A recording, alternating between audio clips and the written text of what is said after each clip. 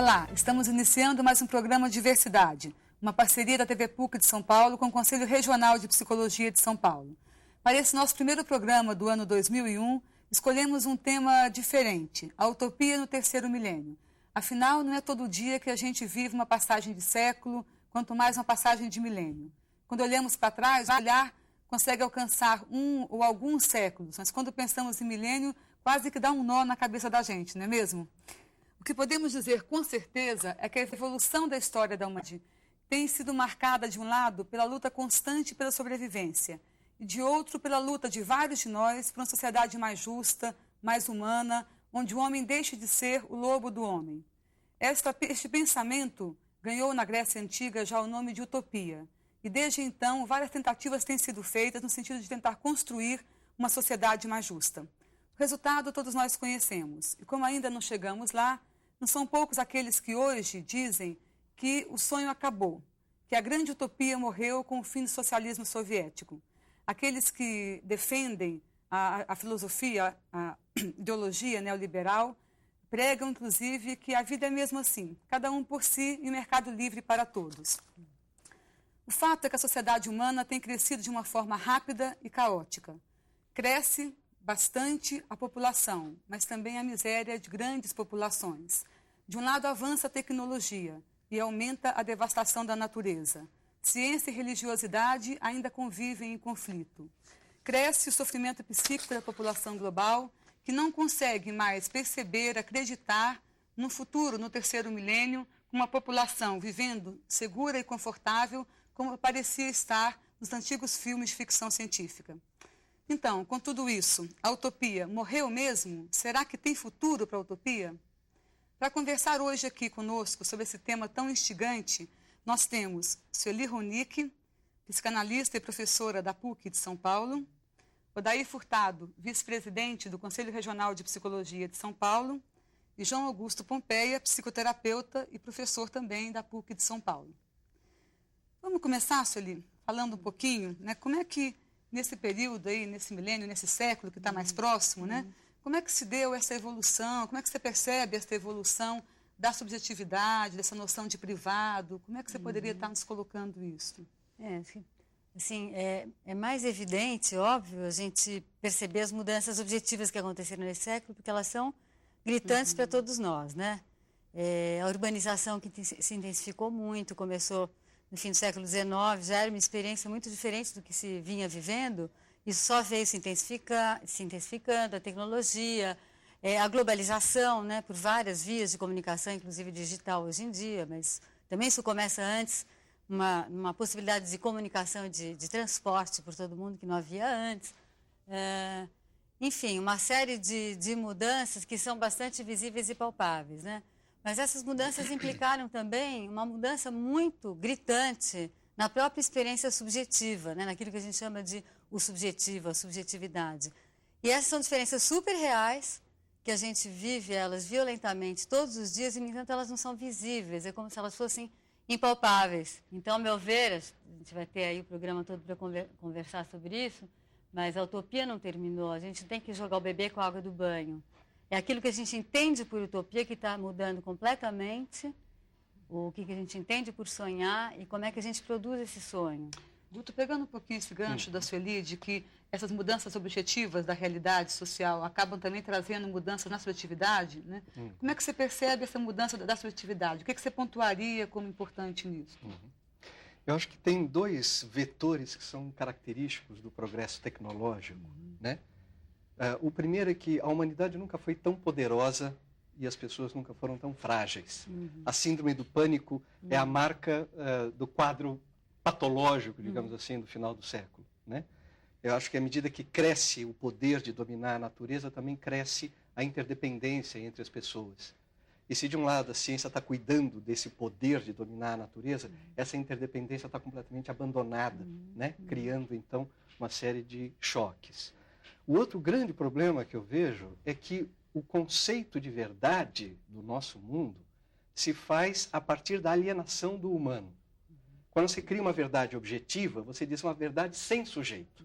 Então você tira o sujeito, você aliena as pessoas para poder garantir a praticidade, a verdade. O resultado que a gente tem disso é uma comunidade humana completamente alienada, onde verdade significa não pessoal. Verdade significa sem humano. Né? Então, isso criou, eu acho que uma condição dramática no final desse século, né? Onde o homem poderia estar gozando, né, todas as benesses do progresso que ele criou, e, na verdade, cada dia que passa, ele está mais assustado, mais sozinho, mais desamparado, mais angustiado. Daí a necessidade de retomar, como diz a Sueli, uma nova visão de utopia, né, que possa recuperar a inserção do mundo na relação com o homem e do homem com relação ao mundo, porque eles vieram se divorciando ao longo mesmo de um conhecimento que se propôs identificar a verdade com realidade, com a exclusão do sujeito, com a exclusão da pessoa. Eu gostei daquilo do que o Guto colocou, né? Esse diálogo que vem da Sueli, passando pelo Guto, e quando ele falava na noção de verdade, eu fico pensando o que mudou, né? Além da circunstância econômica, né, do modo de produção, tá? O que avança, do ponto de vista aí no campo da subjetividade, é a constituição do indivíduo. Tá? Então vai se formando uma noção de indivíduo, tá? Que acontece aí par e passo com essas mudanças econômicas. Tá? Muda a noção de indivíduo, vai ficando circunscrita, tá? Nós vamos tendo uma noção de eu, tá? Cada vez mais circunscrita, tá? E ao mesmo tempo que isto gera também um campo de construção de certezas, para entrar no tema do Guto, esta noção de verdade, a noção de ciência, tá? Que vem surgir aí 500 anos atrás, tá? Superando então uma visão de mundo, para se instaurar uma visão de mundo que busca uma certa exatidão.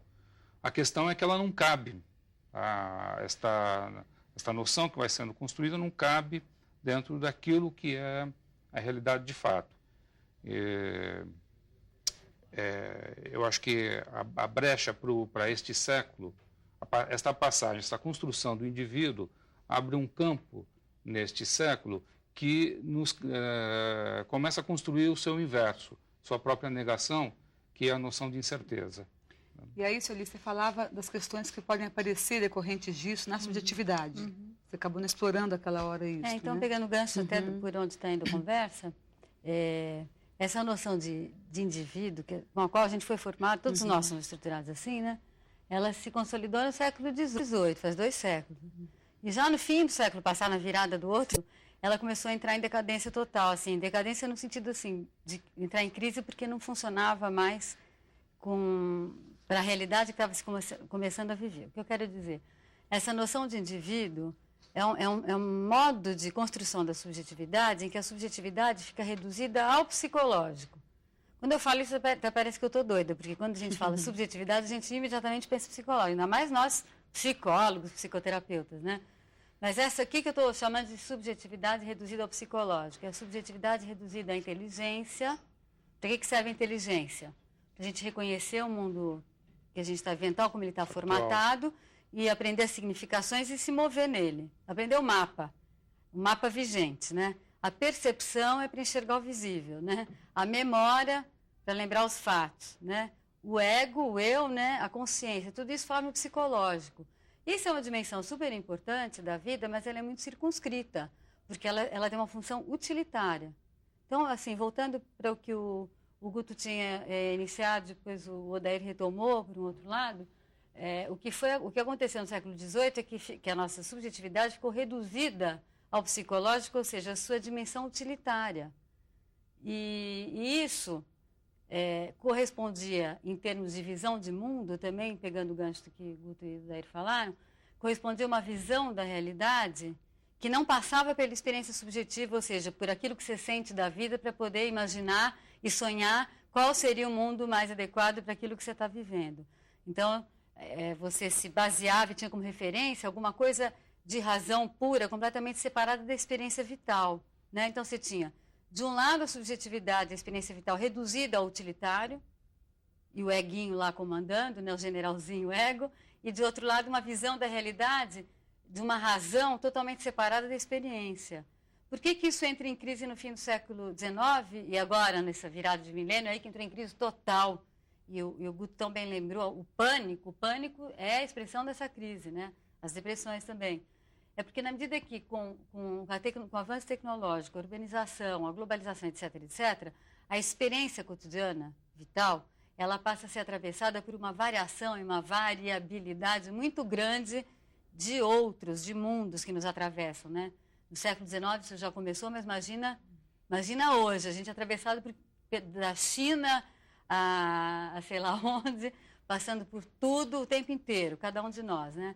O fato de você ser atravessado por tantos mundos, se você se abrir, abrindo-se ou não para essa experiência, isso produz em você sensações novas. E à medida que se acumula um pacote de sensações novas, de coisas novas que você está experimentando, aquilo vai entrar em choque com o que você dispõe de mapa da realidade para você se guiar, assim, para trocar em miúdos. Teu jeito de amar, teu jeito de se alimentar, teu jeito de se mover, teu jeito de se vestir, dança. Né? Chega uma hora que não tem mais nada a ver com aquilo que já são tuas sensações. Ora, essas sensações são invisíveis, são impalpáveis, mas elas são completamente reais. Elas não têm nada de estratosféricas nem de esotéricas, né? E na medida em que você, se você vem equipado para estar reduzido ao psicológico, que é o funcional, o utilitário, essa sensação que não bate com o mapa que você dispõe para estar se guiando na vida, ela é vivida como uma coisa, como uma loucura, né? Se fosse do ponto de vista da religião, seria coisa do demônio, porque é como se você estivesse explodindo, você inteira, como se viesse do demônio. Depois, a partir do século XVIII, isso passou a ser visto como psicopatologia, né? Como patologia. Então, você se fecha para isso. Acontece que isso foi se intensificando a tal ponto, de um século para cá, e agora mais do que nunca, que não tem como se manter funcionando só com essa dimensão. Então, o que eu acho que é uma conquista fantástica que está se abrindo para nós no campo da subjetividade? É a possibilidade de você incorporar essa outra dimensão da subjetividade, tão real e tão importante quanto a utilitária, que é a dimensão do quê? Onde você vive a sensação da experiência que você vai fazendo cotidianamente, e que se você for se abrir para essas sensações novas, o que você vai precisar? Você vai precisar inventar maneiras de viver de modo a expressar essas sensações novas. Então, você vai estar propondo e vivendo mudanças de acordo com aquilo que a vida está te pedindo. E acho que aí você começa a apontar para a gente possibilidades de transformação, né? De avançar, de ir além dessa questão que hoje se coloca mais como um mal para a gente, porque se superada pode ser, na verdade, uma possibilidade de crescimento. Então, vamos estar falando um pouquinho mais disso, no que é o retorno da discussão, se a utopia está presente nessa possibilidade de um mundo melhor também no terceiro milênio. Diversidade vai parar um pouquinho para um pequeno intervalo, mas volta já para continuarmos falando sobre a utopia no terceiro milênio. Fique conosco.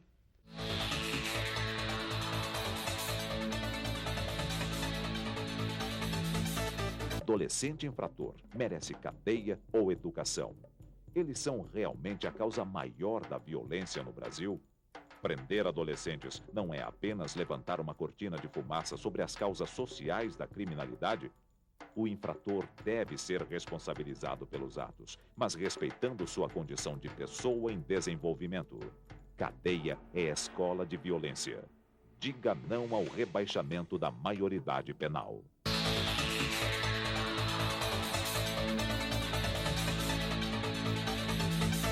Estamos de volta com Diversidade, uma parceria do Conselho Regional de Psicologia de São Paulo e a TV PUC de São Paulo. Vamos agora continuar conversando sobre a utopia nesse terceiro milênio. Guto, e aí? A utopia morreu? Dá para a gente colocá-la ainda no centro das nossas questões? Como é que você vê essa questão da utopia? Certo. Eu estava comentando antes da gente iniciar aqui, né, dessa referência que o Rubem Alves dá a respeito da palavra utopia. Ele diz que Thomas More, quando forjou esse termo na linguagem moderna, dá duas origens, igualmente as duas gregas, né? Uma que vem de eutopia, no grego, que significa o bom lugar, e outra que seria utopia, que significa lugar nenhum.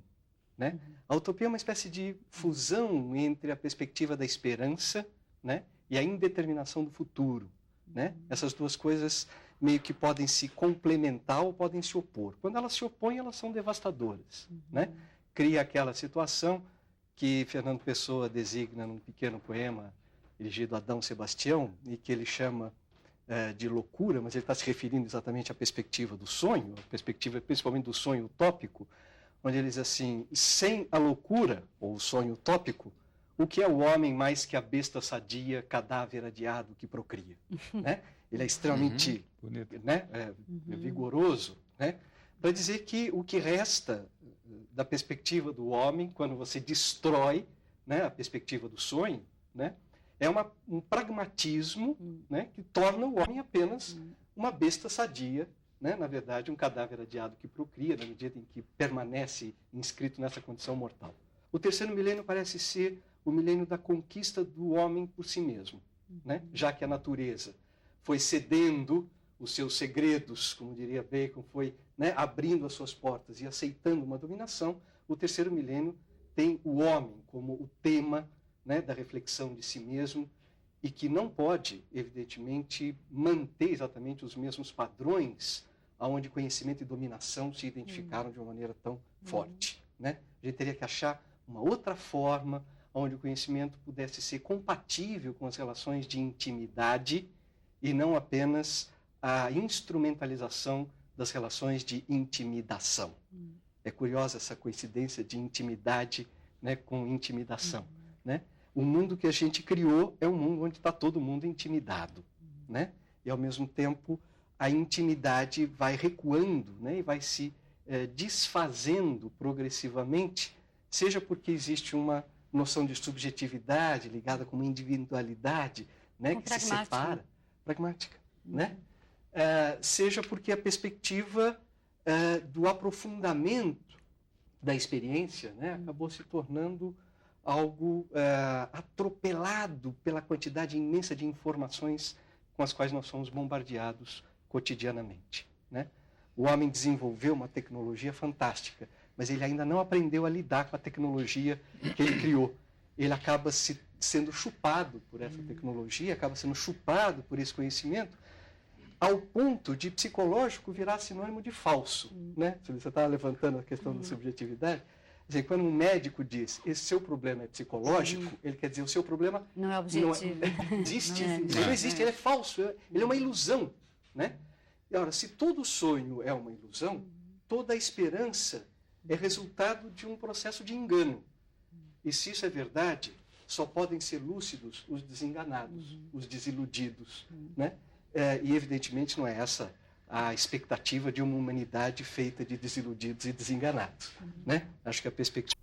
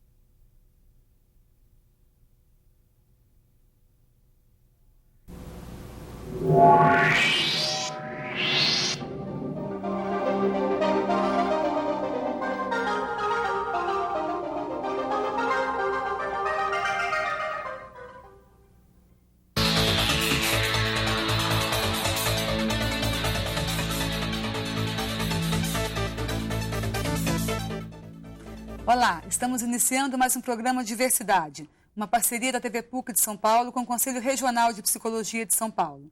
Para esse nosso primeiro programa do ano 2001, escolhemos um tema diferente, a utopia no terceiro milênio. Afinal, não é todo dia que a gente vive uma passagem de século, quanto mais uma passagem de milênio. Quando olhamos para trás, o olhar consegue alcançar um ou alguns séculos, mas quando pensamos em milênio, quase que dá um nó na cabeça da gente, não é mesmo? O que podemos dizer com certeza é que a evolução da história da humanidade, tem sido marcada, de um lado, pela luta constante pela sobrevivência, e de outro, pela luta de vários de nós por uma sociedade mais justa, mais humana, onde o homem deixe de ser o lobo do homem. Este pensamento ganhou na Grécia Antiga já o nome de utopia, e desde então várias tentativas têm sido feitas no sentido de tentar construir uma sociedade mais justa. O resultado todos nós conhecemos, e como ainda não chegamos lá, não são poucos aqueles que hoje dizem que o sonho acabou, que a grande utopia morreu com o fim do socialismo soviético. Aqueles que defendem a filosofia, a ideologia neoliberal, pregam, inclusive, que a vida é mesmo assim, cada um por si e mercado livre para todos. O fato é que a sociedade humana tem crescido de uma forma rápida e caótica. Cresce bastante a população, mas também a miséria de grandes populações. De um lado, avança a tecnologia e aumenta a devastação da natureza. Ciência e religiosidade ainda convivem em conflito. Cresce o sofrimento psíquico da população global, que não consegue mais perceber, acreditar no futuro, no terceiro milênio, com uma população vivendo segura e confortável, como parecia estar nos antigos filmes de ficção científica. Então, com tudo isso, a utopia morreu mesmo? Será que tem futuro para a utopia? Para conversar hoje aqui conosco sobre esse tema tão instigante, nós temos Sueli Ronick, psicanalista e professora da PUC de São Paulo, Odair Furtado, vice-presidente do Conselho Regional de Psicologia de São Paulo, e João Augusto Pompeia, psicoterapeuta e professor também da PUC de São Paulo. Vamos começar, Sueli, falando um pouquinho, né, como é que nesse período aí, nesse milênio, nesse século que está mais próximo, né, como é que se deu essa evolução, como é que você percebe essa evolução da subjetividade, dessa noção de privado, como é que você poderia estar nos colocando isso? Assim, é mais evidente, óbvio, a gente perceber as mudanças objetivas que aconteceram nesse século, porque elas são gritantes para todos nós, né? A urbanização que se intensificou muito, começou no fim do século XIX, já era uma experiência muito diferente do que se vinha vivendo, isso só veio se intensificando, a tecnologia, a globalização, né, por várias vias de comunicação, inclusive digital hoje em dia, mas também isso começa antes, uma possibilidade de comunicação e de transporte por todo mundo que não havia antes. Enfim, uma série de mudanças que são bastante visíveis e palpáveis, né? Mas essas mudanças implicaram também uma mudança muito gritante na própria experiência subjetiva, né? Naquilo que a gente chama de o subjetivo, a subjetividade. E essas são diferenças super reais, que a gente vive elas violentamente todos os dias, e, no entanto, elas não são visíveis, é como se elas fossem impalpáveis. Então, ao meu ver, a gente vai ter aí o programa todo para conversar sobre isso, mas a utopia não terminou, a gente tem que jogar o bebê com a água do banho. É aquilo que a gente entende por utopia que está mudando completamente, o que a gente entende por sonhar e como é que a gente produz esse sonho. Guto, pegando um pouquinho esse gancho da Sueli, de que essas mudanças objetivas da realidade social acabam também trazendo mudanças na subjetividade, né? Como é que você percebe essa mudança da subjetividade? O que você pontuaria como importante nisso? Eu acho que tem dois vetores que são característicos do progresso tecnológico, né? O primeiro é que a humanidade nunca foi tão poderosa e as pessoas nunca foram tão frágeis.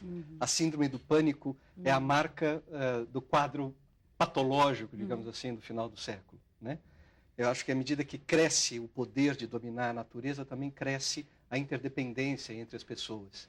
E se de um lado a ciência está cuidando desse poder de dominar a natureza, essa interdependência está completamente abandonada, né? Criando então uma série de choques. O outro grande problema que eu vejo é que o conceito de verdade do nosso mundo se faz a partir da alienação do humano. Quando você cria uma verdade objetiva, você diz uma verdade sem sujeito. Então você tira o sujeito, você aliena as pessoas para poder garantir a praticidade, a verdade. O resultado que a gente tem disso é uma comunidade humana completamente alienada, onde verdade significa não pessoal. Verdade significa sem humano, né? Então isso criou, eu acho que uma condição dramática no final desse século, né? Onde o homem poderia estar gozando, né, todas as benesses do progresso que ele criou, e na verdade, cada dia que passa, ele está mais assustado, mais sozinho, mais desamparado, mais angustiado. Daí a necessidade de retomar, como diz a Sueli, uma nova visão de utopia, né, que possa recuperar a inserção do mundo na relação com o homem e do homem com relação ao mundo, porque eles vieram se divorciando ao longo mesmo de um conhecimento que se propôs identificar a verdade com realidade, com a exclusão do sujeito, com a exclusão da pessoa. Eu gostei daquilo do que o Guto colocou, né? Esse diálogo que vem da Sueli, passando pelo Guto, e quando ele falava na noção de verdade, eu fico pensando o que mudou, né? Além da circunstância econômica, né, do modo de produção, tá? O que avança, do ponto de vista aí no campo da subjetividade, é a constituição do indivíduo. Tá? Então vai se formando uma noção de indivíduo, tá? Que acontece aí par e passo com essas mudanças econômicas. Tá? Muda a noção de indivíduo, vai ficando circunscrita, tá? Nós vamos tendo uma noção de eu, tá? Cada vez mais circunscrita, tá? E ao mesmo tempo que isto gera também um campo de construção de certezas, para entrar no tema do Guto, esta noção de verdade, a noção de ciência, tá? Que vem surgir aí 500 anos atrás, tá? Superando então uma visão de mundo, para se instaurar uma visão de mundo que busca uma certa exatidão. A questão é que ela não cabe, esta noção que vai sendo construída não cabe dentro daquilo que é a realidade de fato. Eu acho que a brecha para este século, esta passagem, esta construção do indivíduo, abre um campo neste século que começa a construir o seu inverso, sua própria negação, que é a noção de incerteza. E aí, Sueli, você falava das questões que podem aparecer decorrentes disso na subjetividade. Você acabou explorando aquela hora isso. Então, né? pegando o gancho até por onde está indo a conversa, essa noção de indivíduo, com a qual a gente foi formado, todos nós somos estruturados assim, né? Ela se consolidou no século XVIII, faz 2 séculos. E já no fim do século passado, na virada do outro, ela começou a entrar em decadência total, assim, decadência no sentido assim, de entrar em crise porque não funcionava mais para a realidade que estava se começando a viver. O que eu quero dizer? Essa noção de indivíduo é um modo de construção da subjetividade em que a subjetividade fica reduzida ao psicológico. Quando eu falo isso, até parece que eu estou doida, porque quando a gente fala subjetividade, a gente imediatamente pensa em psicólogo, ainda mais nós, psicólogos, psicoterapeutas, né? Mas essa aqui que eu estou chamando de subjetividade reduzida ao psicológico, é a subjetividade reduzida à inteligência. Para que serve a inteligência? Para a gente reconhecer o mundo que a gente está vivendo, tal como ele está formatado, e aprender as significações e se mover nele. Aprender o mapa vigente, né? A percepção é para enxergar o visível, né? A memória para lembrar os fatos, né? O ego, o eu, né? A consciência, tudo isso forma o psicológico. Isso é uma dimensão super importante da vida, mas ela é muito circunscrita, porque ela tem uma função utilitária. Então, assim, voltando para o que o Guto tinha iniciado, depois o Odair retomou por um outro lado, o que aconteceu no século XVIII é que a nossa subjetividade ficou reduzida ao psicológico, ou seja, a sua dimensão utilitária. E isso correspondia, em termos de visão de mundo, também pegando o gancho do que Guto e Odair falaram, correspondia a uma visão da realidade que não passava pela experiência subjetiva, ou seja, por aquilo que você sente da vida para poder imaginar e sonhar qual seria o mundo mais adequado para aquilo que você está vivendo. Então, você se baseava e tinha como referência alguma coisa de razão pura, completamente separada da experiência vital, né? Então, você tinha, de um lado, a subjetividade, a experiência vital reduzida ao utilitário, e o eguinho lá comandando, né, o generalzinho ego, e, de outro lado, uma visão da realidade de uma razão totalmente separada da experiência. Por que isso entra em crise no fim do século XIX, e agora, nessa virada de milênio, aí que entrou em crise total? E o Guto também lembrou, o pânico é a expressão dessa crise, né? As depressões também. É porque, na medida que, com o avanço tecnológico, a urbanização, a globalização, etc., a experiência cotidiana, vital, ela passa a ser atravessada por uma variação e uma variabilidade muito grande de outros, de mundos que nos atravessam, né? No século XIX isso já começou, mas imagina hoje, a gente é atravessado da China a sei lá onde, passando por tudo o tempo inteiro, cada um de nós, né? O fato de você ser atravessado por tantos mundos, se você se abrindo-se ou não para essa experiência, isso produz em você sensações novas. E à medida que se acumula um pacote de sensações novas, de coisas novas que você está experimentando, aquilo vai entrar em choque com o que você dispõe de mapa da realidade para você se guiar, assim, para trocar em miúdos.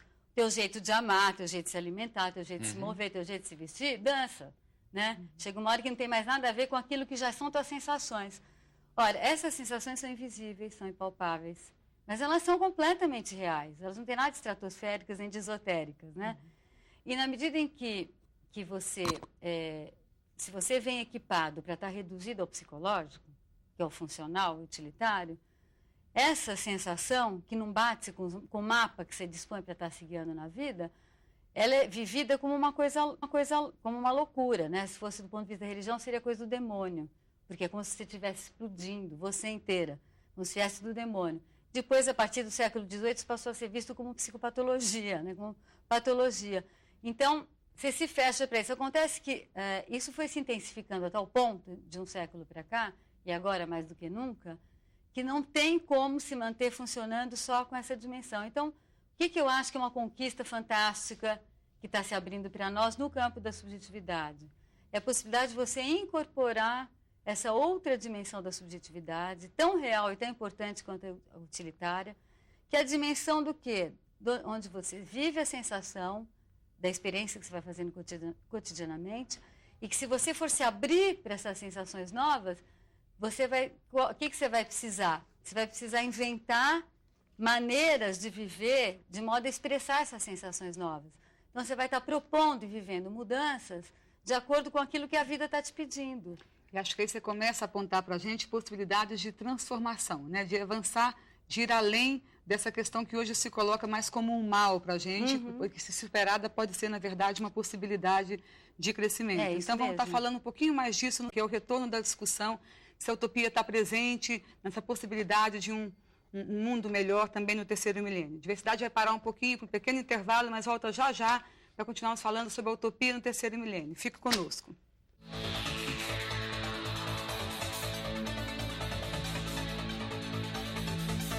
Adolescente infrator merece cadeia ou educação? Eles são realmente a causa maior da violência no Brasil? Prender adolescentes não é apenas levantar uma cortina de fumaça sobre as causas sociais da criminalidade? O infrator deve ser responsabilizado pelos atos, mas respeitando sua condição de pessoa em desenvolvimento. Cadeia é escola de violência. Diga não ao rebaixamento da maioridade penal.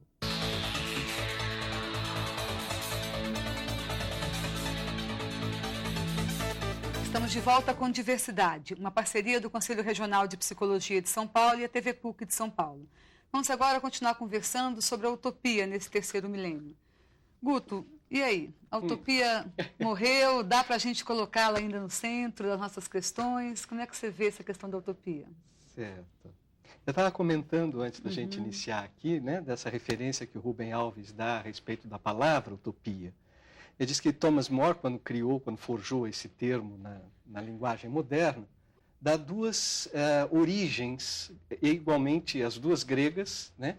Uma que vem de eutopia, no grego, que significa o bom lugar, e outra que seria utopia, que significa lugar nenhum. Né? A utopia é uma espécie de fusão entre a perspectiva da esperança, né, e a indeterminação do futuro. Né? Essas duas coisas meio que podem se complementar ou podem se opor. Quando elas se opõem, elas são devastadoras. Né? Cria aquela situação que Fernando Pessoa designa num pequeno poema dirigido a Dom Sebastião, e que ele chama de loucura, mas ele está se referindo exatamente à perspectiva do sonho, a perspectiva principalmente do sonho utópico, onde ele diz assim: sem a loucura, ou o sonho utópico, o que é o homem mais que a besta sadia, cadáver adiado que procria? Né? Ele é extremamente vigoroso, né? para dizer que o que resta da perspectiva do homem, quando você destrói, né, a perspectiva do sonho, né, é um pragmatismo, né, que torna o homem apenas uma besta sadia, né, na verdade, um cadáver adiado que procria, na medida em que permanece inscrito nessa condição mortal. O terceiro milênio parece ser o milênio da conquista do homem por si mesmo, né, já que a natureza foi cedendo os seus segredos, como diria Bacon, foi, né, abrindo as suas portas e aceitando uma dominação. O terceiro milênio tem o homem como o tema, né, da reflexão de si mesmo, e que não pode, evidentemente, manter exatamente os mesmos padrões onde conhecimento e dominação se identificaram de uma maneira tão forte, né? A gente teria que achar uma outra forma onde o conhecimento pudesse ser compatível com as relações de intimidade e não apenas a instrumentalização das relações de intimidação. É curiosa essa coincidência de intimidade, né, com intimidação, né? O mundo que a gente criou é um mundo onde está todo mundo intimidado, né? E, ao mesmo tempo, a intimidade vai recuando, né, e vai se desfazendo progressivamente, seja porque existe uma noção de subjetividade ligada com uma individualidade, né, que se separa, pragmática, né? Seja porque a perspectiva do aprofundamento da experiência, né, acabou se tornando algo atropelado pela quantidade imensa de informações com as quais nós somos bombardeados cotidianamente, né? O homem desenvolveu uma tecnologia fantástica, mas ele ainda não aprendeu a lidar com a tecnologia que ele criou. Ele acaba sendo chupado por essa tecnologia, acaba sendo chupado por esse conhecimento, ao ponto de psicológico virar sinônimo de falso, né? Se você estava levantando a questão da subjetividade, quer dizer, quando um médico diz esse seu problema é psicológico, ele quer dizer o seu problema não é objetivo. Não existe, ele não existe, ele é falso, ele é uma ilusão, né? E, ora, se todo sonho é uma ilusão, toda a esperança é resultado de um processo de engano. E se isso é verdade, só podem ser lúcidos os desenganados, os desiludidos, né? E, evidentemente, não é essa a expectativa de uma humanidade feita de desiludidos e desenganados, né? Acho que a perspectiva da utopia volta na necessidade de uma reafirmação de um sentido que é algo absolutamente fundamental para o homem poder viver mais plenamente a sua experiência, seja individual, seja social. Isso remete àquela superação que você começava a apontar no final do outro bloco, né? Porque, retomando essa etimologia da palavra, utopia, né, do bom lugar e lugar nenhum, etimologia grega, depende muito do que a gente entende por bom lugar e o que a gente entende por lugar nenhum. E para os gregos, mas a tradição platônica, que é a tradição que nos formou, apesar de já fazer 2 milênios, não está na nossa alma, né? É isso.